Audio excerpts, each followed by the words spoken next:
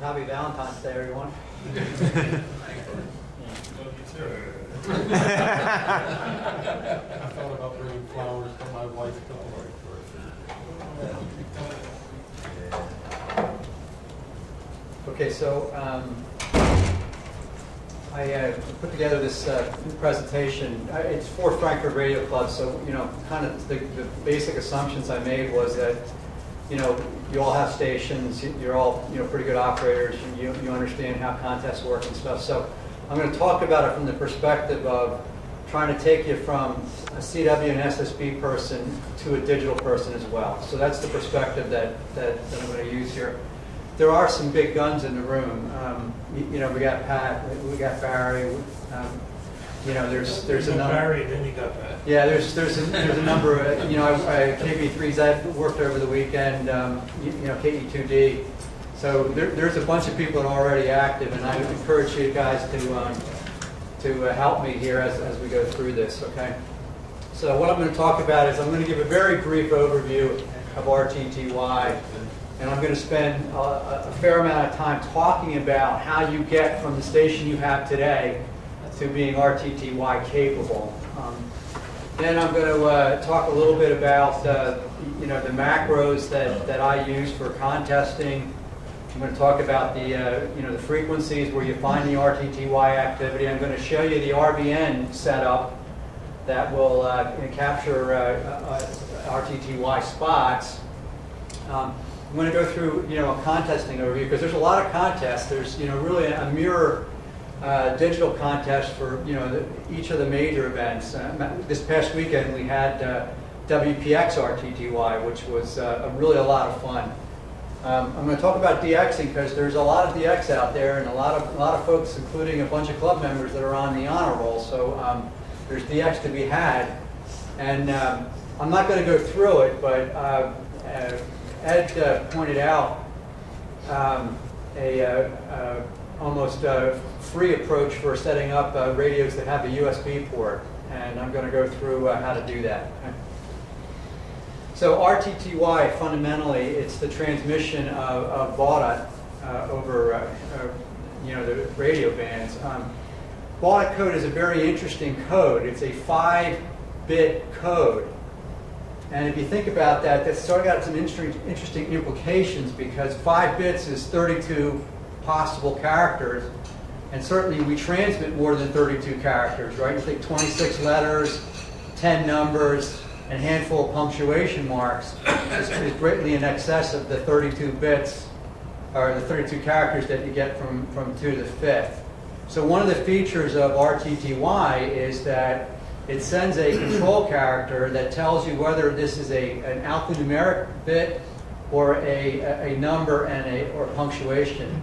And that's pretty important to understand because it will explain some really interesting features of N1MM and will also explain some of the things that you actually see when you operate. So I'll come back to that. We operate at 45.45 baud, which is about 60 words per minute. There are 2 types of keying techniques that are broadly used. One is called AFSK, audio frequency shift keying, and the other is frequency shift keying. The keying in both cases involves the transmission of 2 separate frequencies that are spaced 170 hertz apart, and the data is transferred by the toggling back and forth between those 2 frequencies. Okay. In the case of audio FSK, what happens is you're on sideband and you're actually sending 2 different tones that are separated by 170 hertz. And in the case of FSK, you actually have 2 CW carriers that are bouncing back and forth the 170 hertz. We call the 2 frequencies mark in space. The mark frequency is the higher of the 2. And the other thing is that when you're transmitting RTTY, you're operating at 100% duty cycle. So you have to be thoughtful about that when you're thinking about what the capabilities of your equipment. Right now, I generally run my stuff. Well, I always run my stuff, no matter what mode I'm in. I always run my stuff, 600 or 700 watts, never much more than that. RTTY, back it down a little bit just to keep everything cool. There's an example here of a bought a code for the letter Y, but that letter could also be a 6, again, as a function of whether or not you've sent that particular code for letters versus numbers and punctuation marks. So the next thing I want to talk about is how do you get there from here, okay? Now this is a notional configuration. I want to stress notional. Certainly all of you have radios. You know how to get in from an audio point of view. You know how to get out of it from an audio point of view. So I'm not going to be specific here about how you do that, but the bottom line is that getting to RTTY is pretty simple in a rudimentary way. From the point of view of AFSK, the way that you get there is you take the audio output from your radio, you run it through an isolation transformer just to kill any digital noise going back and forth, and you feed it into the audio port of your computer. I mean, it's that simple. It's that connection. Going the other way for transmitting, the way that I've depicted it here is that you come out of your USB port and you have a USB to RS-232 converter and a little interface box, which is really just a 2N2222 that pulls down the push to talk. And I'll show you a schematic for that very complicated design here in a minute. Okay. You also go, for the case of AFSK, you have the audio output from your from your computer, going again through an isolation transformer. And these are typical little transformers you get at Radio Shack for $1.50, and they go into your audio input. So that's AFSK. Very simple, very straightforward. This is how I actually started RTTY back in about 1995 or so. Very simple approach. The other thing that's kind of nice about this is it allows you to use some of the other digital modes as well. This will allow you to do PSK if you're interested in doing that, PSK 31. So this is a pretty nice and easy way of doing it. However, there are some disadvantages of this, and this is why I don't do it any longer. You are operating, single sideband, so you got to be attentive to, how you set your mic gains and things of that nature. In some cases, there's some funky frequency offsets that you need to take into account when you're receiving because of the sideband offsets. Okay, so it adds a little degree of complexity. But again, a lot of folks are doing this. It is absolutely an easy way of getting on and works quite well. The way that I operate today is pure FSK, and again, pure FSK is two CW signals bouncing back and forth 170 hertz. Similar setup on the receive side. Audio comes out, goes through an isolation transformer into the sound card of your computer.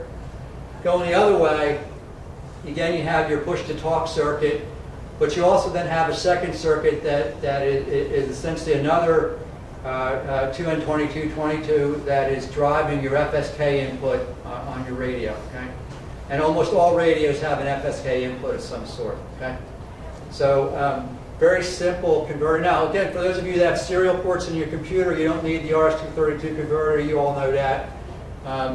But this is a very easy way of getting there, and this is the second step that I took. And when I did it, I built up this little circuit, and again, it just comes right off of your serial port, or your serial port, and you can see the schematic here. It's simply 3 2N2222s with the appropriate resistors. Okay, that one connects to the PTT, one connects to the FSK, and I actually have a third one that's also a CW port that you can use as well. So the audio, by the way, I will share this package afterwards so that you can see all the details. But you can see the audio isolation transformer. It's a Radio Shack standard part. For those of you that want to do AFSK, you do need to consider some kind of buffering or padding on your audio input going to the radio, and there's a little circuit here that will provide that. So it's all simple stuff, readily available. That's a picture of the box that I built, and the source for that is AA5AU, and I'll have it as a reference here. But you want to take a break for a second? You're tied to that podium. We kept your rope. Get to the podium. I think we can get you untangled.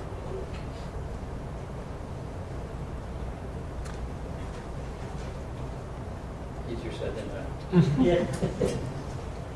But a rig blaster will work also? I'm not talking that minute. Okay. All right. Great, thanks.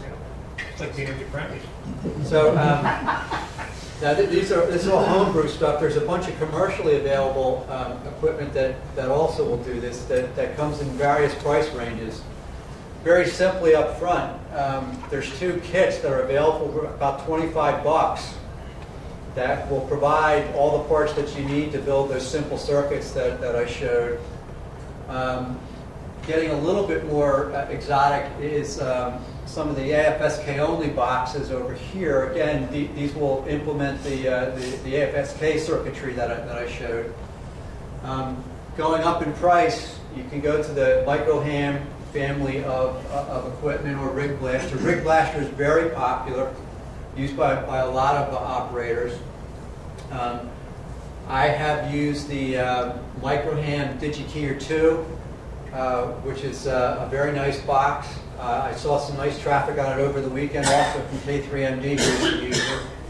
In my single Op2 radio configuration, which I'll show later in the presentation, I used the Microham MK2R Plus box, which is a great box, very, very flexible, very expensive. But you know, it provides a very powerful set of audio switching and FSK capabilities. There's a couple of others which I have never tried. The YCC makes their box that will do RTTY SO2R, and you can see some of the other flavors. So again, you know, you can get into this thing. Probably if you have, you know, the parts in your junk box, it's negligible. The kits are $25, and the stuff at the bottom of the page can be over $1,000. And then this is the thing that KE2D pointed out to me, which I really appreciate. You know, the later generation radios that have USB ports, it's a USB connection to your computer. It's that simple, okay? And I verified this with my K3S. You know, so I was able to get on RTTY by simply configuring, you know, the box, okay, configuring the radio. Okay? And I'll show an example of that in the end of the presentation. So any of you that have any of these radios that have a USB port in them, you're already there, okay, in terms of getting to RTTY. It virtually now is a question of setting it up and making it happen, okay? So the next feature here, this is extremely rudimentary, but I know a lot of you have K3s. And the K3 standalone will do RTTY along with a bunch of other digital modes, okay? But standalone, you can configure it to receive RTTY, print it out in the area where we typically see the VFO-B frequency. And you can also send RTTY with your paddles, right? So you plug your paddle in and you key, and you can send RTTY that way, which is, you know, kind of cool. I played with this a little bit. It's a little bit rudimentary, but you know, it certainly works. And I have an example here of it. This is let me set this up. This is an example with the recent TL8TT activity that was just, I think, wrapped up today. They've been on for a couple of weeks. They spent a lot of time on 20-meter RTTY, giving out stuff. In this particular example I'm going to show you, you'll start off by seeing him call N5JB and give them a report. And then there'll be about a 5-second delay, and then you'll see him come back acknowledging N5JB and starting the next contact. Okay? So watch carefully here. You can see the scrolling here. That was that aspect. Now he's delaying while he's copying, and then he'll come back and send the message at the bottom of the screen. So, again, for those of you that want to use the radio without any activity, that's a couple of switch settings in the K3. So, Bud, the first set was when he was calling, and the second is when he was being answered? Yeah, this is again, what he did is he called, the TL8 called N5JB, okay? Okay. He listened to the N5JB exchange, and then he acknowledged it, okay? And then he said, okay, I'm listening up. So that was a typical exchange. So let's talk about really, though, the software. Now, I also want to set this up. There are a number of RTTY software packages that are out there and that are free, okay? I only have experience with MMTTY, so I'm not going to try to talk about any of the others, but there are others out there. Two-Tone is out there. I believe there's a package bundled with N1MM. There may be others that are out there as well. I only have familiarity with MMTTY, so that's what I'm going to talk about. Having said that, MMTTY is very widely used, okay? Barry and Pat, that's what you guys are using? Yeah. Yeah, it's very widely used. I would almost kind of say it's the standard. It's an excellent package. It's free. There's a huge documentation package that goes with it. It bundles directly with N1MM, with WriteLog, and maybe others. It's very, very popular and well supported. And it comes in kind of two flavors. One is a standalone flavor, and that's what I'm showing here. Okay, so this will stand alone. You can operate it as sort of its own application. And then later I'll show you how it bundles with or integrates with N1MM. There's a very similar discussion that could go on with WriteLog, and I've used both. Okay, but before I get into, there's a couple of important screens here that I want to highlight on this. Okay, so this is the interface. What you see on here, this is again real traffic. I took this snapshot listening to DL1 REM call CQ endlessly, and nobody answered the poor guy, but. He was going, and I also want to point out, and the RTTY guys in the audience will recognize it, he had a bodacious signal, and there was no noise on the band, because there's no crap on the screen. Normally there will be random characters and stuff, okay? So this is a very clean picture, probably ideal, okay? But the screens that I want to highlight first is I want to talk about this screen here, the screen that you see in this area, and then I'm going to talk about the macro screen. So let's start with this guy here. This is what we call the fast Fourier transform display, okay? And it really is the display that you use for tuning and receiving, okay? So when the guy calls, when there's no signal present, it sort of looks like this, okay? This can vary a little bit, but this is sort of what it looks like. And let me also set it up that I have my receive bandwidth here set at 250 hertz, which is what I operate at almost all the time. Then when the signal occurs, you see it present here. Okay? You see the presence of the signal, and the whole tuning strategy is to take your RIT and adjust it so that you get the two peaks, the mark in the space, aligned up with the vertical yellow lines there. Okay. When you know that, you've got them lined, you've got them locked. Okay. Now they will tend to call. The good guys will call on frequency. They tend to call around your frequency, so you do have to tune occasionally to get there. I generally run split when I'm running, so that I keep my transmit VFO fixed and I tune my receive VFO. And that's again how you pick them up. So that's that screen. And then the second screen that I want to talk about is the macro screen. Macro screen is probably analogous to function keys, but there's a lot of control characters and things that you need to use in these sequences. Okay, you need to turn the transmitter on, you need to turn the transmitter off, In some cases, when we get into N1MM, you need to have a logging function. So macros are sort of function messages with control characters embedded in them is the way to think about it. And they are pretty important to set up. And you can set them up a lot of ways, and some of them are pretty exotic. In some cases, people put what they call brag files in there. Well, they'll tell you everything about their life and their family and their country and God knows what. And unfortunately, some of the newbies will do that during the contest, which just drives you crazy. It just drives you nuts. But so again, the way that yes. Well, one thing, going back to the tuning in. Yeah. I guess I don't look so much at that, but I look more at the crosshairs. It was, we mentioned that the crosshairs is an option. I don't use the crosshairs, so I can't comment on that. I don't know the power of that. I mean, I find it easier to use the crosshairs to know that I'm on frequency than to look at basically what would be a waterfall. Yeah, I don't use again. At least in my own preference. Sure, and I'm sure that's very effective. Again, I'm just I'm not a user, so I can't comment on it. Okay, so let me go forward now. So the macros these are macros that I set up for casual operations.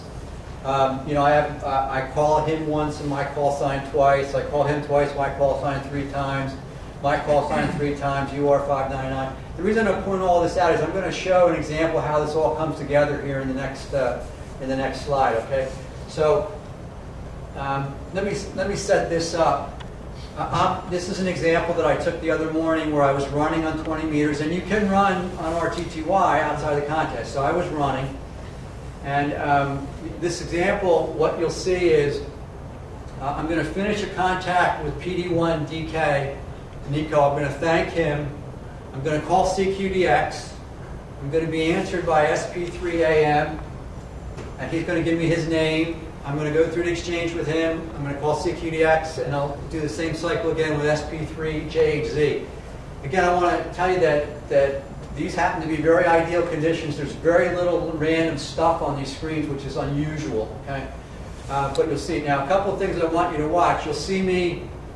One of the neat things about this program is if you tap on if you mouse on a call sign, it will populate the call field, which the macros then pick up and use. Okay, if you mouse on the name, it will pick up in the name field, and the macros will pick that up and use it. Okay, so what you'll see me doing here is you'll see them calling, you'll see me mousing. You'll see the fields getting populated, and you'll see how I use the macros, okay? So,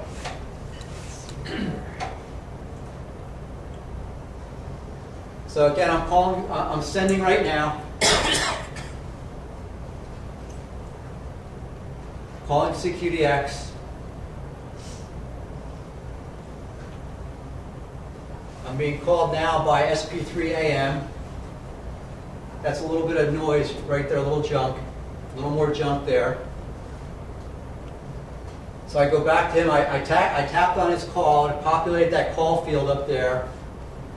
I actually entered an RST value here, which the macro used. So now he'll come back to me.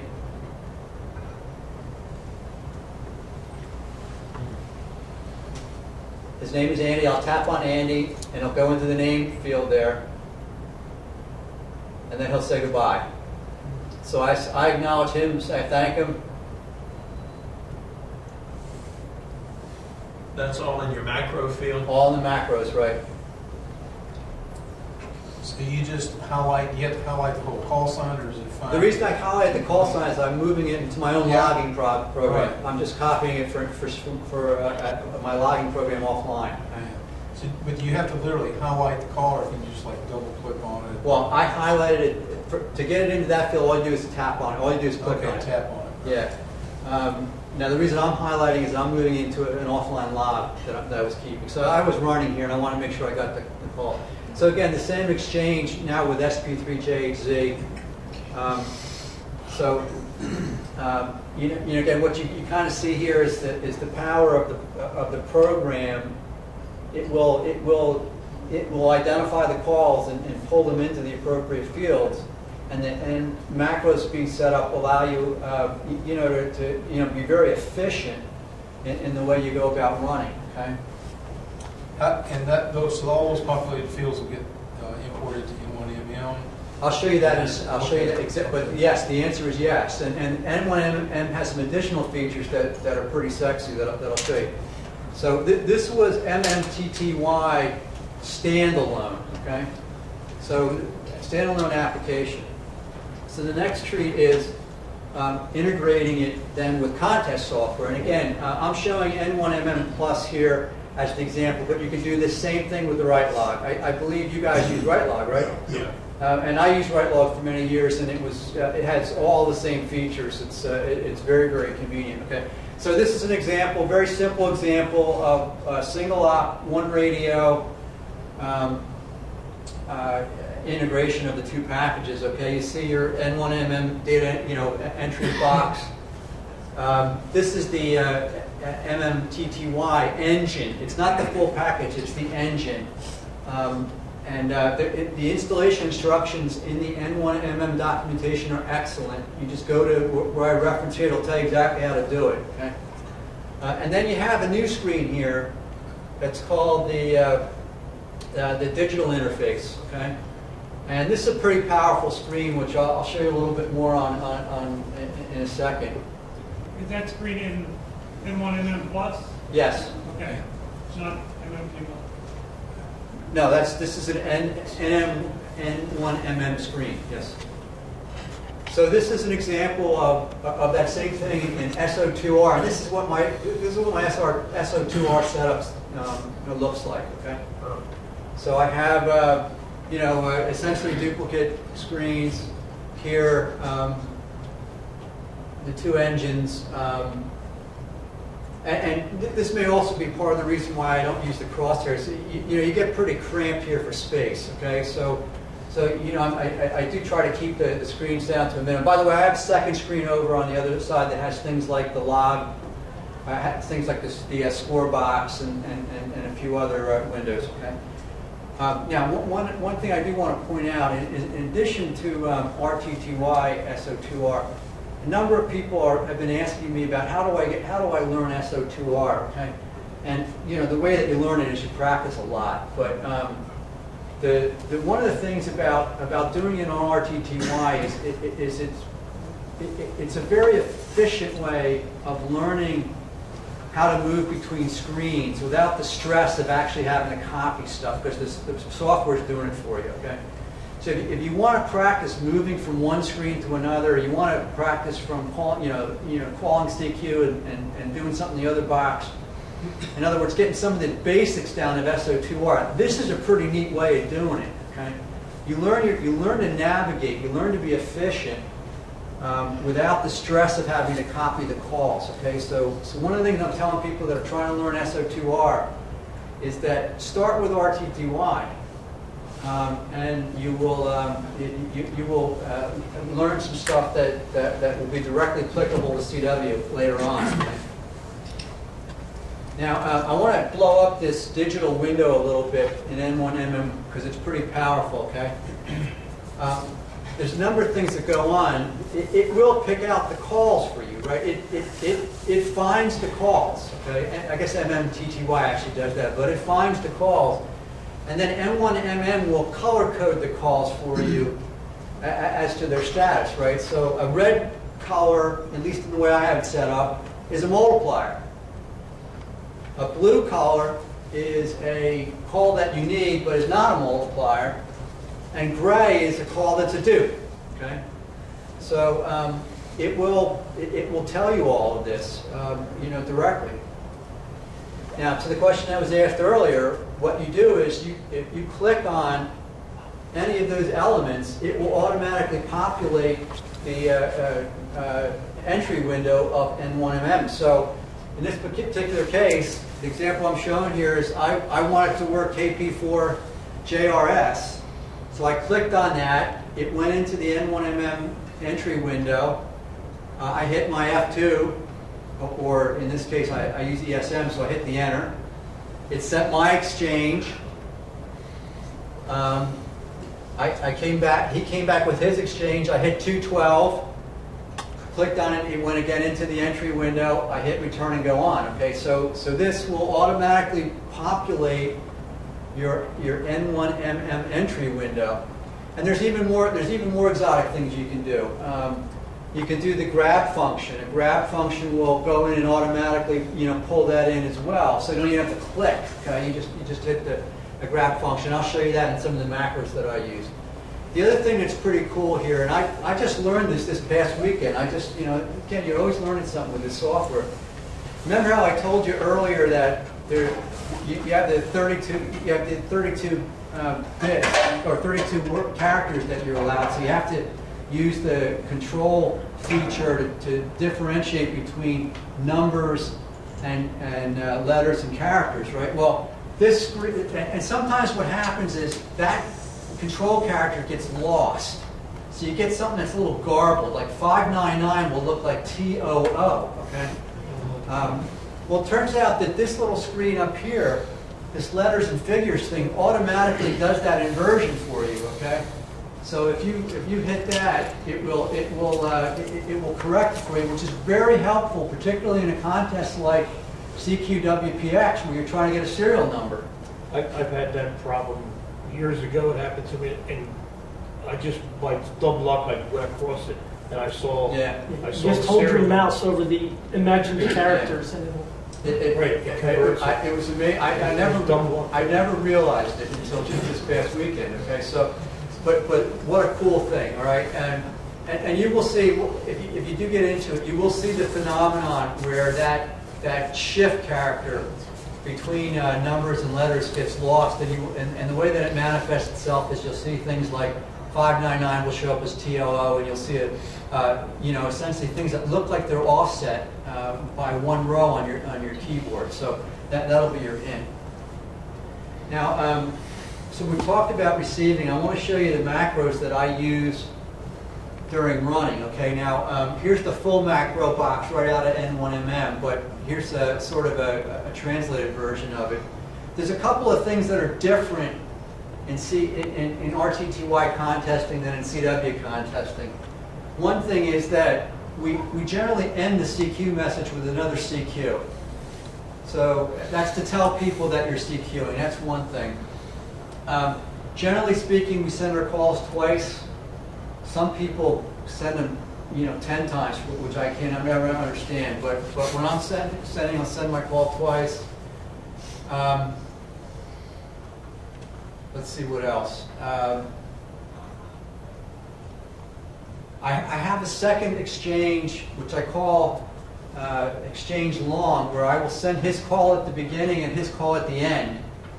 And the reason I do that is if there's multiple callers, that helps them, understand who I'm talking about. We generally send the data twice. So in this case, I send the serial number twice. So these are a little bit subtle differences between CW contesting and RTTY contesting. Now, if you actually look at the macros, you will see and hear things like, turn the transmitter on, do some line feeds so that you clear out the junk. Generally, at the end of the transmission, I'll do a line feed to clear out the junk. I have to switch back to receive. There's all those kinds of special features, again, which are unique to RTTY. So that's why we call them macros. They're not just function messages. I also have this thing called grab, which is a real nice way of pulling the call that showed up in the digital window directly into the N1 entry window without having to mouse. Okay. And then I have one last key where I send the number 4 times, and that's helpful, when the bands are marginal. On search and pounce, a very similar set of messages. My exchange message is 599, number twice, and my call sign. I will. I have a very abbreviated exchange message, which is just the RST and number twice for stations that are loud and competent. And again, you can see those macros here. So these are the macros that I use, and there's a whole bunch of other ones. I was looking at N1M site today. There's all kinds of examples, some very exotic things that you can do. So these are things that come with time, but you know, study these. And again, WriteLog does a very similar, you know, kind of set of things. Okay. So let me talk about the frequencies that we use. There's almost no RTTY activity on 160. I think I very rarely have heard it. Every once in a while, some zealot will get on at 1805 or something, you know. But it's not that. It's very, very unusual. Okay. The 80 meters, it's 3,600 down to about 3,580 under normal conditions. This past weekend on WPX, we had guys down at 3,560. I mean, they were way down there. Okay. 40 meters, we typically, in the U.S., we typically operate, you know, around 80 to 100. In the contest, you know, they'll go down as low as 70-30, up to 7,100. 30 meters, a lot of RTTY on 30 meters, a lot. And they set up around 10, about 140. 20, 80 to, you know, 0, 80 to 100.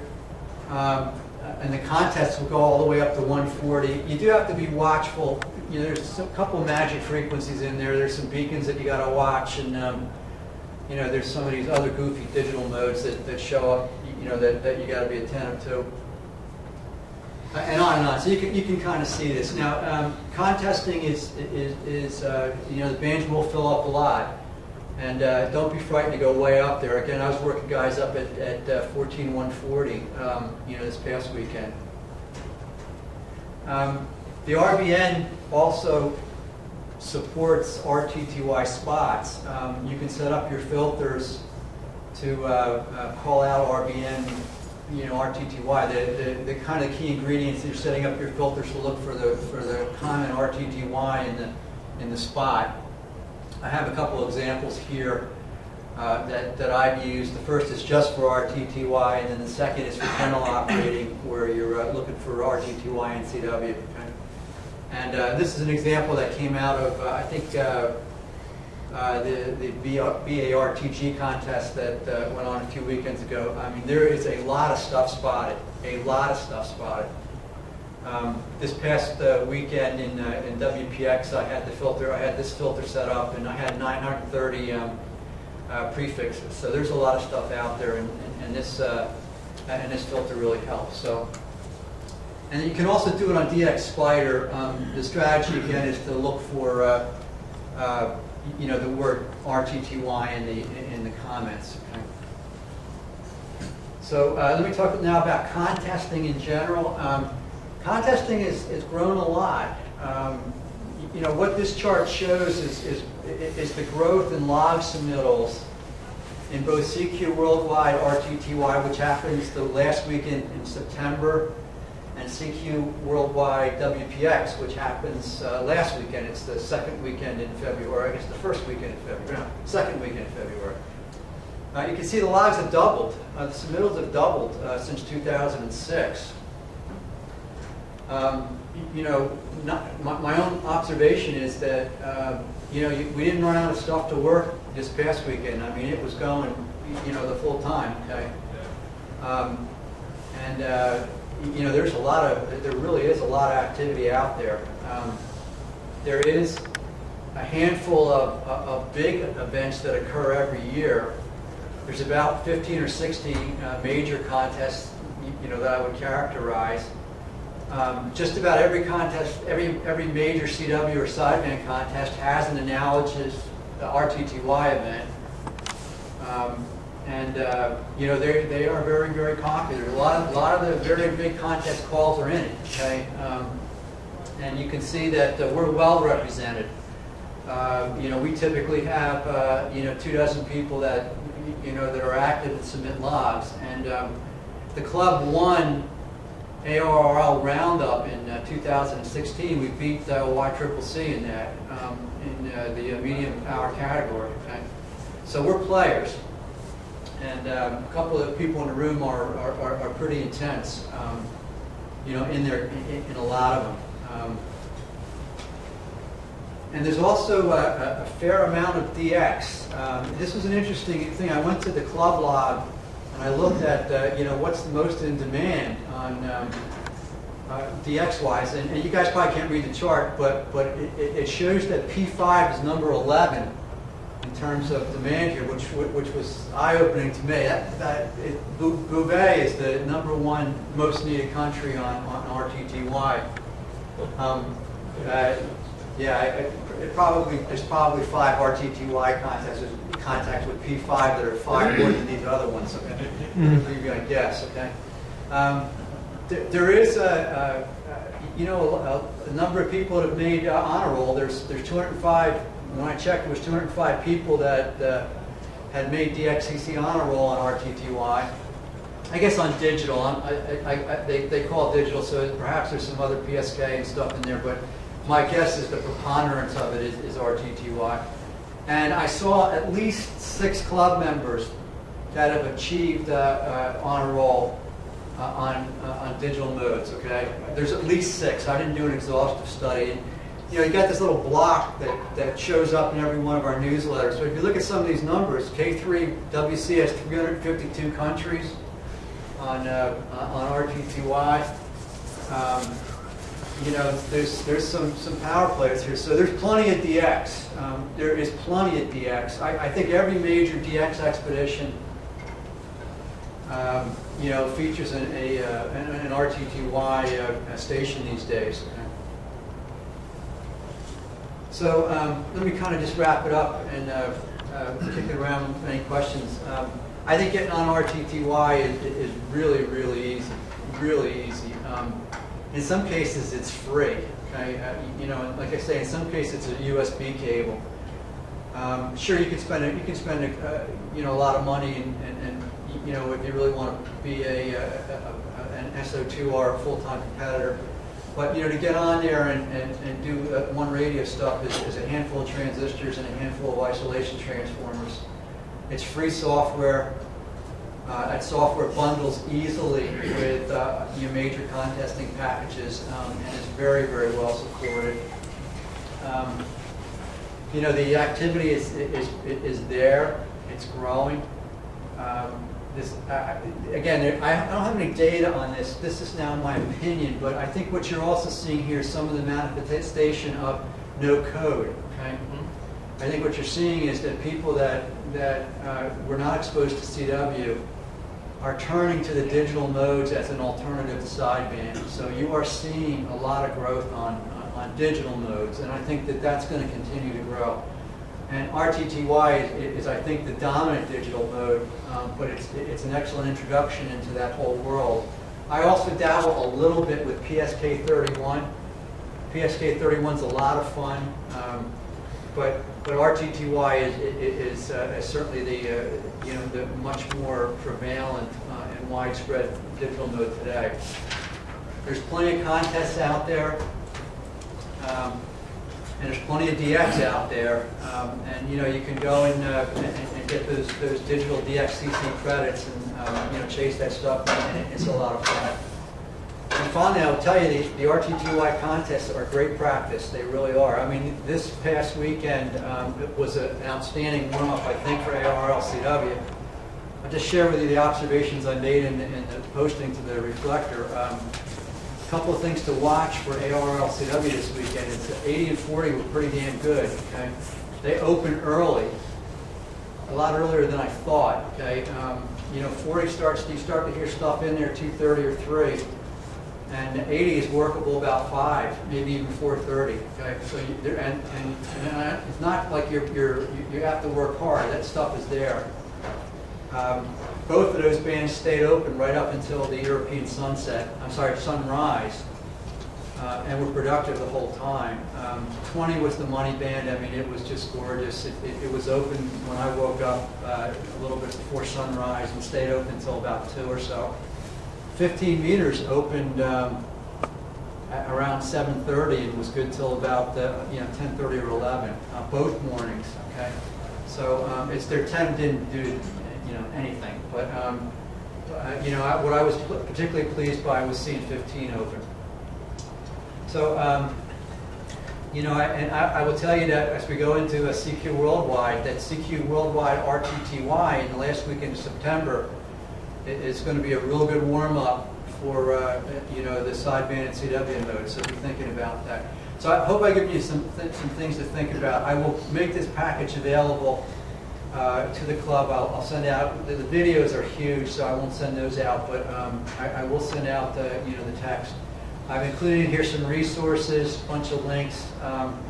The top couple are really powerful. In the back, I've also put in an example of how you do the setup for a K3S or a K3 equipped with the USB mod. Okay, so either one of those are doable, and again, that'll get you on there, free of charge for all intents and purposes. So with that, I'll just entertain any questions or any additional comments from the other guys in the room. Yes. What are the other people seeing while you're having that exchange? They're seeing these kinds of messages. They're seeing this. You're seeing both sides. They are seeing what I'm typing here. Okay. Or what I'm sending. Okay. Okay. But they might not necessarily hear PD1. Well, no, they will hear me. Okay. I mean, now they may be getting QRM and things like that checked, but it's very much like they're seeing what I'm transmitting. Their screen it looks like this. Okay. But they don't hear the other person that you're sending to. Okay. They hear, they not. Anybody Like anything else. Anybody that's tuned to me is hearing what I'm transmitting. I can be real split. Okay. By split, you mean how wide you're listening? No, whether you're offset of transmit and receive. If you Bud run, runs split, I heard. No, I run split, but I only run split so that I can tune a little bit better. I'm running simplex, but the guys are calling. They may call a little bit off frequency. So some people use the RIT. Yes.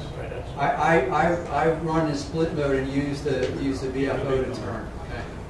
And you can also do the same thing with RIT. It's just that the VFO knob is bigger. Okay. And that's why I use it. Or I use the mouse key. I use the mouse wheel. The mouse wheel will also move the RIT function up and down, which is a nice way to do it. So in a pile-up like that, you're going to hear the loudest signal. I hear the loudest signal.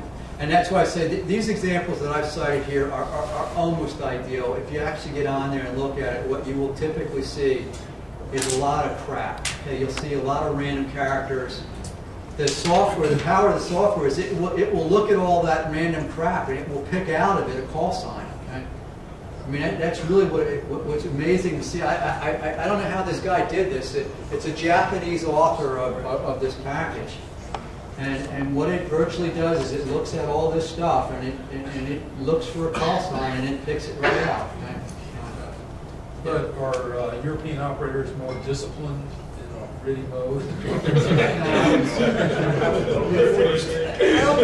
I wouldn't characterize it at a particular content.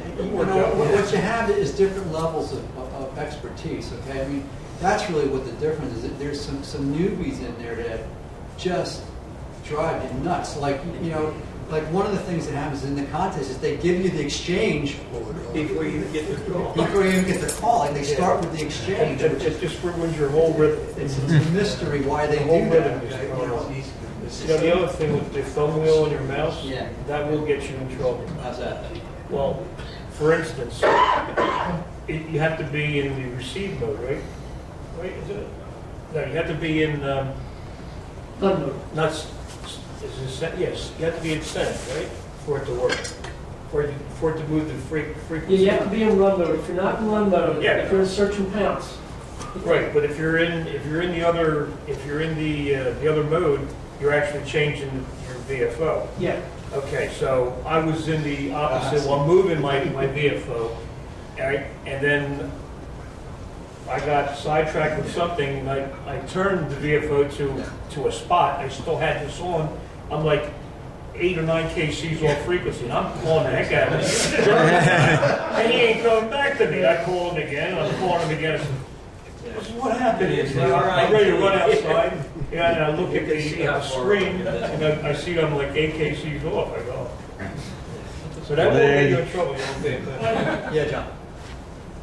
Are there more or fewer or the same busted calls and error rates than the other ones? Well, because the software is picking it out, I would say probably not. I think the error rate is not bad at all. Okay? I mean, it'll pick it out, and it will compare. It'll let me go back to this screen here for a minute. But there are still bad spots. Yeah, this feature of N1MM works. What do you call that, John? Check window. The check window. So as you're entering this call, it's looking at the check window, and you can see if you got a bad one or not, or at least gives you that kind of hint. So your mistakes are more on the report rather than the call side. Yeah, the reports can get garbled. Yeah. Because the spot may be defective, but you're copying the guy, and you've got another chance to correct it digitally there. Whereas in phone or CW, it's you, and you've got to get it right. Yeah. It's easy to be dependent on RBN for those spots in CW. The one thing I don't know, I've never done the math, is to understand what the signal to noise ratio issues are. Because the data rates are higher here, I would think that you need more of a signal to get, sort of the same performance. Okay. I will say there's a lot of puny weak guys out. I mean, really puny weak ones, because I think this is so easy to get on these days that a lot of the third and fourth tier stations are operating, sort of, my sense. So you will struggle at times to pull, particularly an exchange out. It takes a lot of tries. Yes. You said you keep your filtering basically at 250 hertz. Does that basically help when it comes to getting all the side riffraff that may interfere with the signal? Yeah, that's the reason. That's the reason that you do it. Now, but by the way, there is debate in the community about whether that's the right call or not. Even on CW, I run as narrow. I run at 250 hertz. Okay, but this happens to be sort of. If you look at this FFT display, look at this FFT display. This is 250 hertz here. Okay, and this is remember the market space is 170 hertz. So that's probably about the minimum bandwidth. You probably run at 200. I've never tried that, but you got a 170 hertz signal, or signals, and I'm using a 250 hertz bandwidth, and that's again to keep the crap out, on the side. Because I was using 400, and wasn't. No, I didn't have that much problem, to tell you the truth. But then I was on S&P. I wasn't running. But I mean, yeah, you got the riffraff, and you had to pay attention to, especially it wasn't so bad trying to get the call sign, but it was the reported times where you had to maybe once in a while, again, so forth and so on. Well, you also have stuff here that shows up, right? I mean, you have clicks, right? These are two CW signals that are bouncing around. So, guy's clicky, he's going to be clicky twice. Okay? And then for those that are running AFS or audio frequency shift keying, they overdrive sometimes, and you get some trash out of that too. Okay? So those are the sources of QR. And by the way, they pack in. I was watching, this past weekend. They will be right next to you, right next door to you. I mean, almost on top of you in some cases. So it's pretty closely packed. See, the one night, the first RTTY contest I ever ran when I got my 990, I hooked up a USB keyboard to mine, and of course with mine I had the screen, so I basically don't need a computer whatsoever. So I was basically running, the contest using my radio and transceiver solely, and then just had the, computer on to do the logging, which was not the easiest thing. Of course, then did use the N1MM and found out that was a whole lot simpler when I got the DigiKeyer too. Other questions? Yeah. But you just use the one window, receive window? I mean, like, you have two-tone incorporated in your stuff? I don't use two-tone. I just use MMTTY. Now, I see. I've seen so many people, they I got see 4 or people. 5. I see people that are doing that. An interesting thing to experiment. Well, I know that the number one operator in the world, this P49X, right? P49X. He's using multiple decoders. It's 4 or 5. Yeah, I right. read something. Yeah. The guys that have tried that, they say that no one decoder is good for everything, you know. Yeah. One decoder will do one, will copy at one time, and another one will copy at another. There is a spotting network out there that is solely for RTTY, and I can't think of what it was, but I was using that over the weekend where it was just RTTY signals that were coming across. You didn't get any CW, you didn't get the sideband, nothing like that. It was just solely RTTY, and I think it was probably from something over in Europe, but I mean, it worked out really well. Well, the You can filter them out. The RBNs that we have now, well, this is exactly what this is. Okay, this is, you can set up the RBN that we use, the skimmers that we use, solely for RTTY. Right.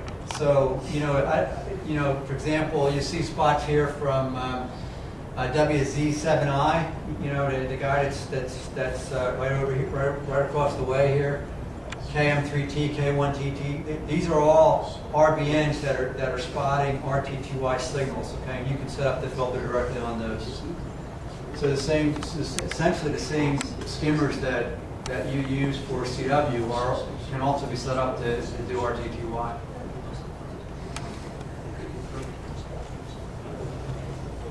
Any other questions? And I was just going to add, for those of you who have K3Ss or another radio with a USB interface, that's the way I run with my Kenwood 590 SG. I don't have any external hardware.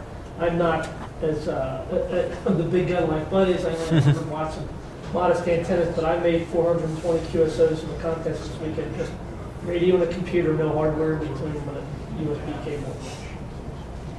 If you sit down, take a little time to set it up, but it's not that hard. And I think this weekend, the Russian PSK 31 contest is also coming up too, which I thought was rather funny because I got an email, about that, and I thought, oh, geez, boy, wouldn't that be nice? Let's just love to hear the guy say, oh, I'm going to run the PSK. Forget the CW contest. You want to stay away from then like 1470. You want to stay away from 2170. That's where those guys will be sitting. Any other questions? All right. Thanks very much.